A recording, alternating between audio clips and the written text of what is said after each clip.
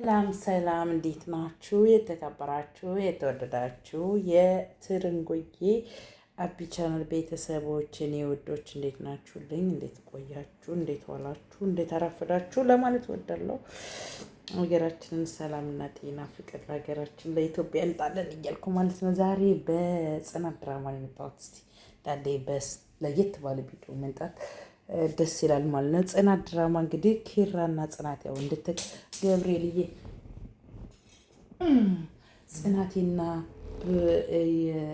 ጽናትና እንዲሁም ኪራዬ እንድትጋቡ ታውቃላችሁ። ጽናት ደግሞ አሁን በትዳሯ ደስተኛ አይደለችም።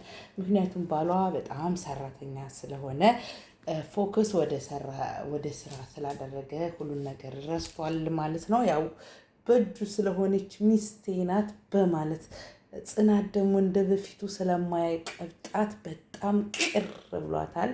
እንዲሁም ደግሞ ሰራተኛ አለቻት። ሰራተኛይቱም እንግዲህ የኪራዬ ጓደኛ ፎንቃ ገብቶለታል ማለት ነው። እንዲሁም ደግሞ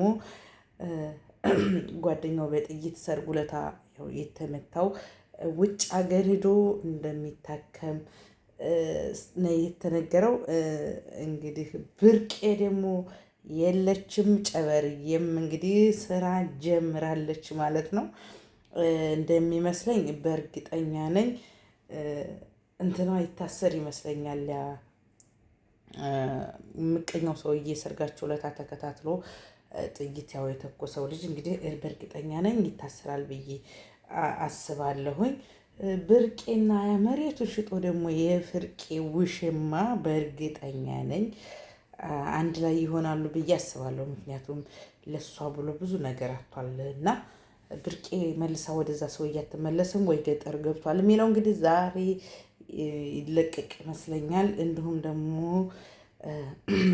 ጽናት ማነው ምምሩ እየምታማለች